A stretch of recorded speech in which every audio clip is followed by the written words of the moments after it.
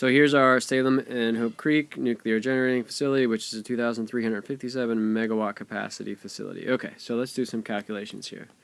Make this a little bit smaller, more manageable. All right, so remember that this is your maximum, so this is your peak capacity. So if we want to figure out the first one here, how many, if it's operating at peak capacity, how many kilowatt hours a day and how many kilowatt hours per year would it generate? Let's do that one.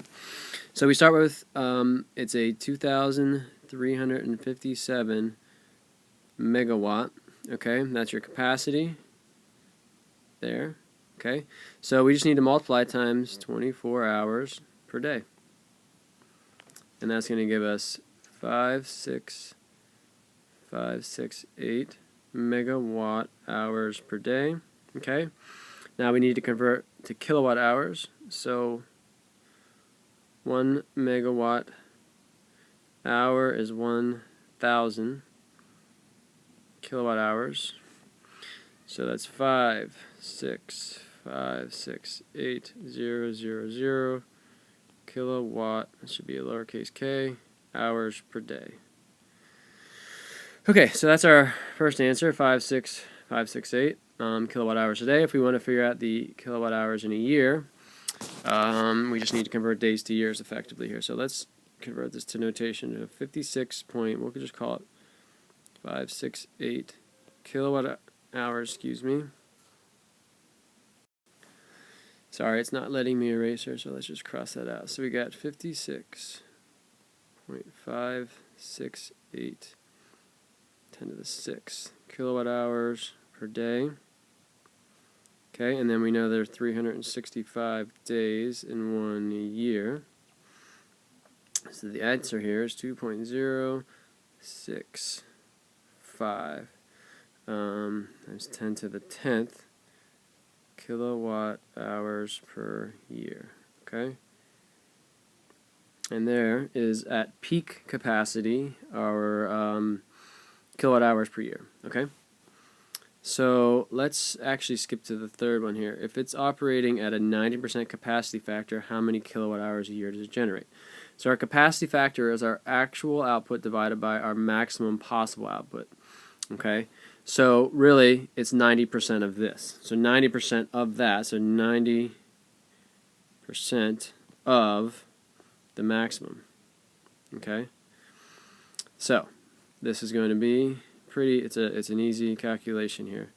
So it's 2.065 10 to the 10th kilowatt hours per year times 90% or 0.9, which is going to give us exactly 1.86 times 10 to the 10th kilowatt hours per year. Okay, so that is a more realistic number. I mean, 90% is a pretty reasonable capacity factor for a coal-fired power plant because it's, you know, base load. It's operating at pretty full capacity most of the year.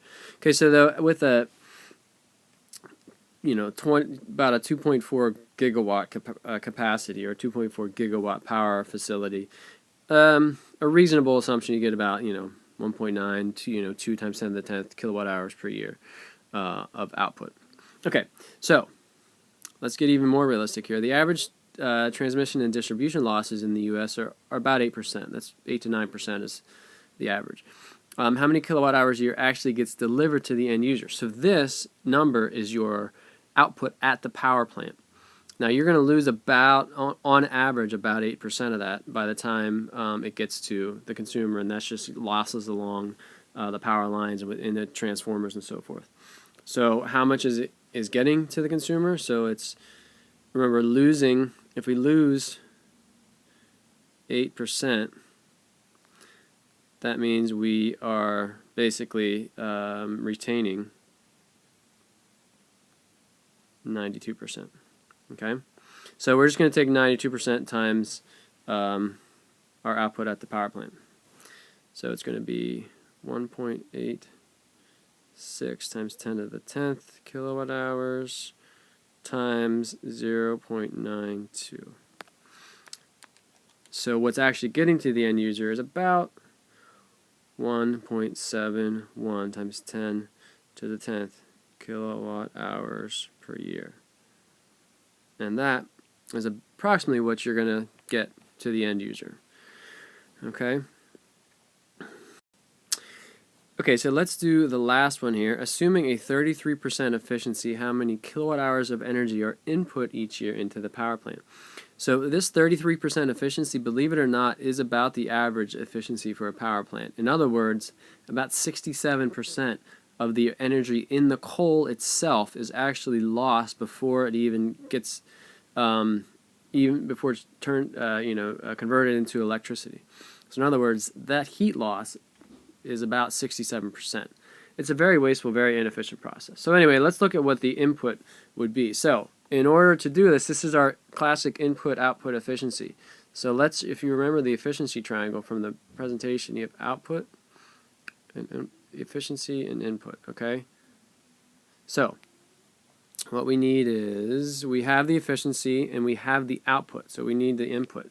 So input is output over efficiency. So we have input, and we just need the output divided by the efficiency. So what we're going to use for our output here is the amount, well, let's say, well, we'll do a realistic. So let's do our 90% capacity factor. So let's say this is the realistic amount of electric energy it's putting out each year. So what kind of input we need for that?